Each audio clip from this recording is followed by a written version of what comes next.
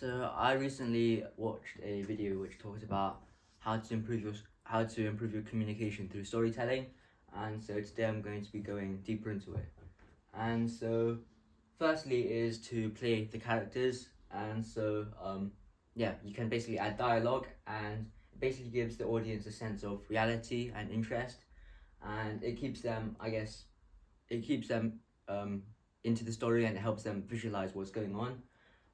And so yeah, it's good to make the dialogue quite short and concise, and like not to make it too long, but otherwise the audience will lose interest. And so yeah, it basically just adds color to the story. So for example, if you wanted to talk about, let's say, an argument you had with your friend, you instead of just saying, oh yeah, me and my friend argued, and after that, yeah, you could say something like, oh yeah, I said, yeah, why don't you ever go out and hang out? And he said, oh yeah, I can't because I have so much homework. And that basically just, adds a lot more, adds a lot more detail, so it keeps the listener interested. Whether on the other hand, if you just pass over it quickly, they don't even get to like see what's actually going on, and yeah, it just doesn't really seem very interesting. Secondly is to link the story to a point, and so I guess it creates value for the audience, and yeah, I guess it also just it gives like a reason for the audience to listen to the story. And on the other hand, you can also like use the story as evidence for your points, and yeah, so that the audience believes you more and you get more credibility.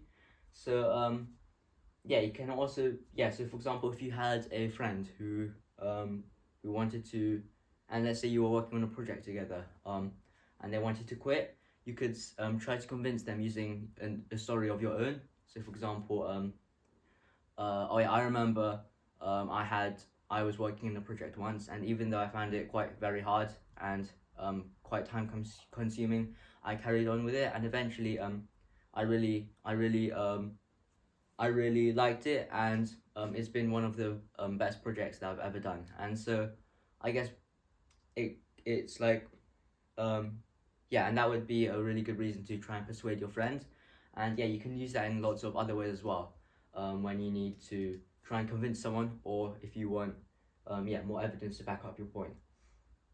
Thirdly is the power of specificity, and basically yeah, just make it be more specific and add a bit more details, since like I said before, if it's really vague, then the audience will just skip over it and they'll just lose interest. And yeah, it basically, adding detail immerses the audience and brings the story to life. And so maybe, for example, it can be anything, like maybe from the names of people, or places you visit, and maybe yeah, the personalities of people you meet. And it's, yeah, it makes the story like really seem alive.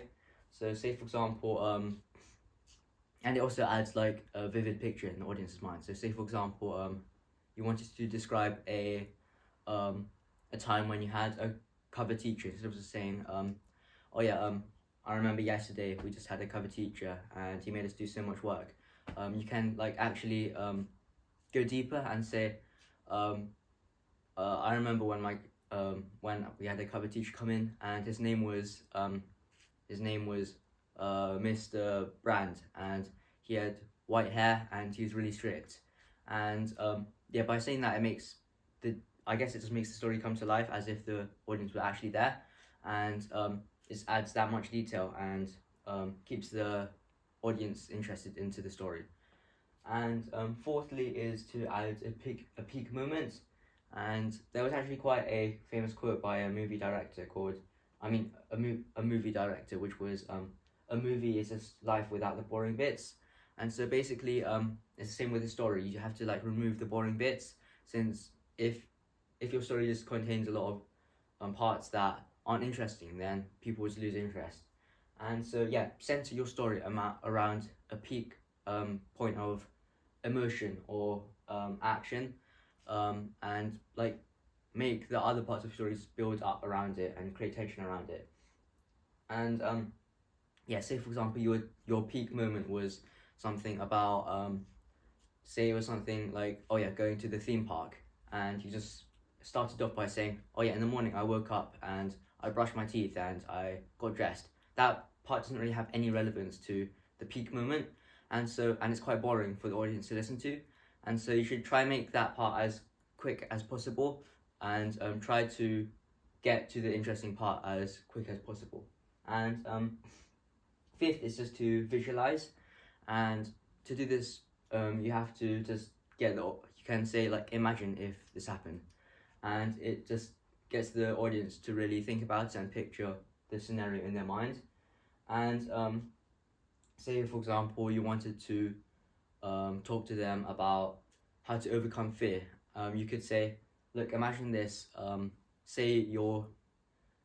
imagine this, you're in the front of a stage and everyone's watching you, and you just forgot all your lines, and it's like it just creates a picture in their minds, where they will be able to like actually feel like they were actually there. And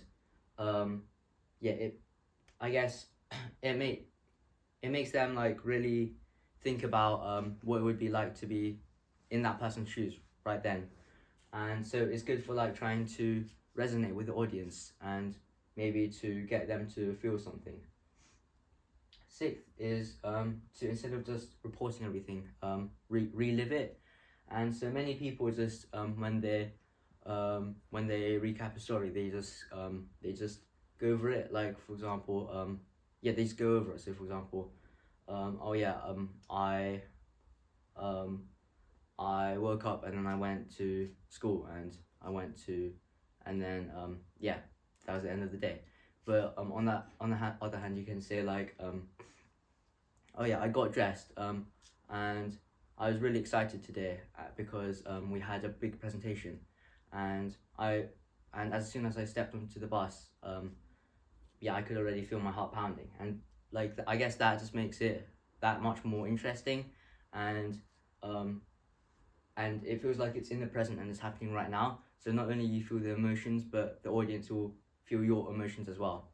And I guess it just makes the story just really seem like it's happening right now. Seventh is the lesson at the end of the story, and so there's not really any point of giving a story if there's no lesson at the end.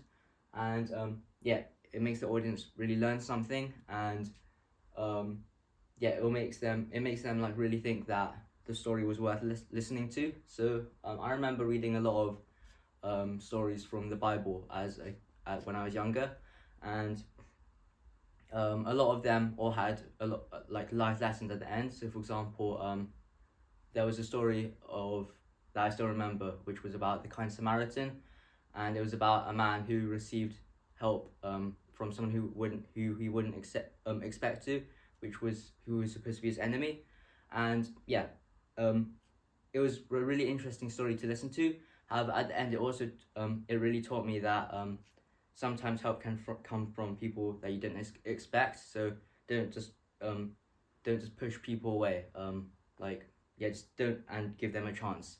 So I guess having a lesson behind it just really made the story a lot better and memorable. So I still remember it to this day. And so I think the most important points that you should take away are firstly to link the story to the point and give a lesson at the end. Also to center it around a peak moment, so that and cut out the boring bits, so that the audience doesn't lose interest. And also basically relive the story while telling it, so that you can actually feel like the emotions while you're telling the story, and it will really impact the audience. Thank you for listening.